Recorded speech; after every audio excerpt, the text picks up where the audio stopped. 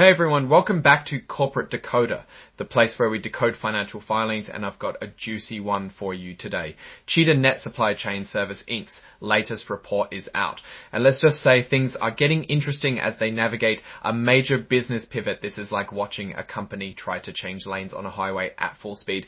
Before we dive in, if you love getting clear, understandable insights from dense financial docs, make sure you're subscribed and hit that notification bell. We also have a growing community on Discord, so come join the conversation linked below.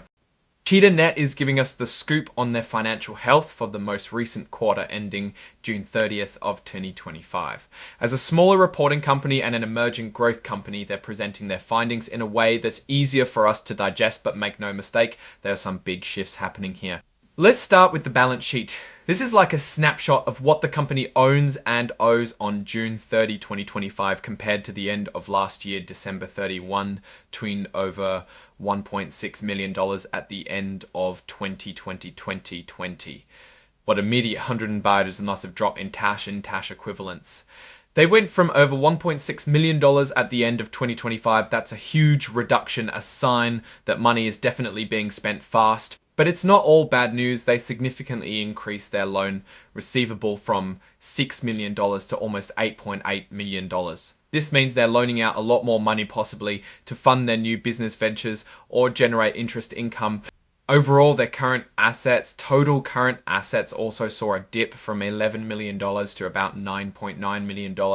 This is largely because their discontinued operations, which used to hold $2.5 million in current assets, are now gone. On the non-current assets side, their property, plant and equipment decreased slightly from $398,000 to $378,000. Their operating lease right-of-use assets also decreased from $1.8 million to $1.5 million. This might suggest they are scaling back or perhaps restructuring some of their leases.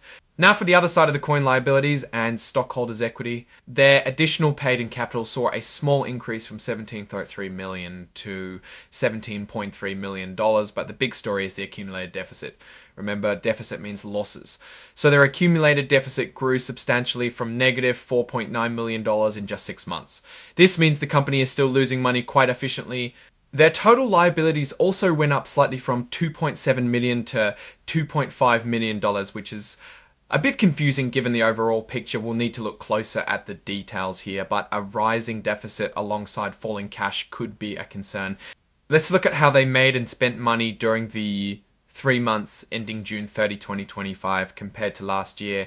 The headline here is revenue growth from their new logistics and warehousing services. This business is really taking shape. Their total revenue jumped from $93,000 in $2,000 in $2,000 in 2040, $2,000 in 2022-5.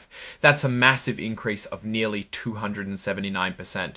This is driven by the acquisitions of Edward and TWU, which they're clearly trying to grow. But with that revenue growth comes increased cost. The cost of revenue also soared from $45,000 to $319,000. This means the cost to deliver their services went up even faster than their revenue, leading to a shrinking gross profit margin.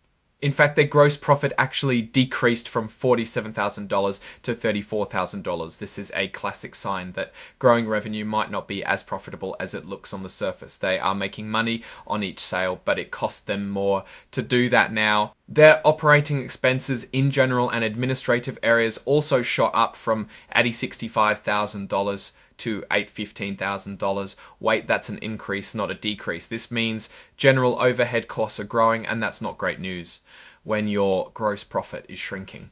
All these factors combined led to a net loss of $512,000 in this quarter compared to a loss of $550,000 last year. So while revenues are up, their losses are still significant, though slightly improved on a per share basis. Looking at the first half of 2025 is even more telling. They're really shifting gears here. Total revenue surged from $170,000 in 2024 to over $833,000 in the first 6 months of 2025. That's a near 390% jump thanks to those new acquisitions. Edward and TWEW acquisition is really driving the numbers here, bringing in the bulk of that revenue. But again, look at the cost of revenues. It exploded from just $88,000 to almost $74,300. This massive increase in costs is way outpacing their revenue growth, and that killed their gross profit, which actually went from a positive $82,000 in 2024 to a negative $24,000. Plus, they have more operating expenses, meaning their overall loss is becoming a bigger problem. To make matters worse, their general and administrative expenses also climbed considerably from $1.6 million to $1.8 million. This includes things like payroll, rent, and legal fees all going up. Unsurprisingly, their net loss from continuing operations more than doubled from $1 million in just 6 months. This clearly shows the challenges of integrating and growing these new businesses, especially when old ones are being shut down. Speaking of shutting down businesses, Cheetah has officially discontinued its parallel import vehicle business. They made the decision in March 2025 and have reclassified all related results as discontinued operations. This makes sense given the numbers showed a steady decline in that segment. For the 3 months ended June 30, 2024, the discontinued part of the business brought in $200,000 in revenue, but that came with costs that wiped out any profit, and that side of the business was only selling to the US domestic market, as their overseas sales for that segment had pretty much ceased. The loss from these discontinued operations for that quarter alone was about $62,000, and for the first 6 months of 2024, they lost over $5,000 from this old business. This really highlights why they needed to pivot. Now let's check the cash flow statements. This is where the real picture of how cash is moving comes into view. For the first 6 months of 2025, their net cash from continuing operations was negative $1.2 million. They're burning cash to run the new logistics business. However, they got a big cash infusion of $2.5 million from their discontinued operations. This is likely from collecting old receivables, like mentioned earlier, perhaps selling off remaining assets from the old vehicle business. Their investing activities show a significant outflow of $2.6 million.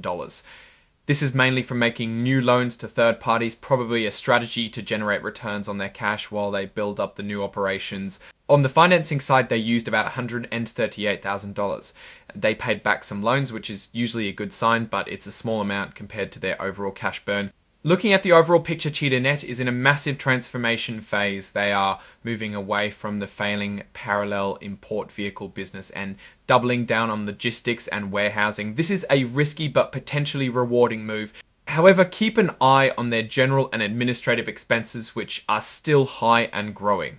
Their gross profit margins are shrinking even as revenue increases. That's a concern. They are also heavily reliant on a few customers and third-party providers, which adds another layer of risk. Cheetah is trying to reinvent itself, and the new logistics business is showing some revenue growth, but it's coming at a cost significantly higher spending and shrinking margins. They've got a lot of cash being used in loans as well, which is a strategy, but it ties up capital. The company is definitely in a volatile period. The pivot is happening, but profitability seems a ways off, and the increasing accumulated deficit is a red flag. They need to find a way to make these new operations more efficient quickly, or they could continue to struggle. What do you think about Cheetah's bold move and its current financial health? Share your opinions in the comments below if you found this breakdown helpful. Give it a thumbs up and subscribe for more deep dives into company filings. Hit that notification bell so you don't miss our next video, and definitely check out our Discord community linked in the description below for more insights and discussions. Thanks for watching, everyone. See you next time.